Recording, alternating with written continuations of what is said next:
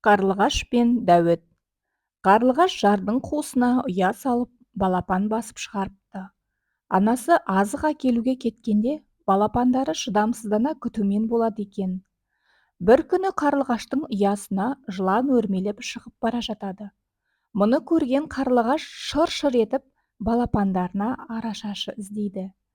Көкекке ұшып барып, «Көкек, маған көмектесе көр, балапандарымды жылан жейін деп жатыр», дейді. «Бүркіт қонаққа шақырып еді, уақытым жоқ», дейді көкек. Қарлығаш қарғаға ұшып келіп, «Қарғажан, маған көмектесе көр, балапандарымды жылан жегелі жатыр», дейді, жылап тұрып. Қарға қарлығашқа бұрылып қарамастан, «Мен үйленейін деп жатырмын, мазамды алма», дейді маңғазданып.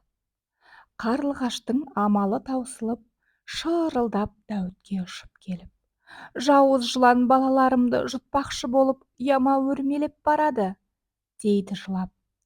«Олай болса, мені тезірек жеткіз», дейді Дәуіт. Қарлығаш қанатын тосады. Қарлығаш пен Дәуіт көзді ашып жұмғанша ұяға жетеді.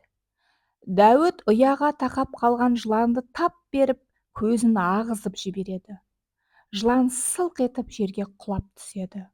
Дәуіттің ерлігіне сүйсінген қарлығаш онымен айнымас дос болады. Содан бері талай заман өтсе де, қарлығаш пен Дәуіт бір ұяда тұрып, бірге өмір сүреді екен.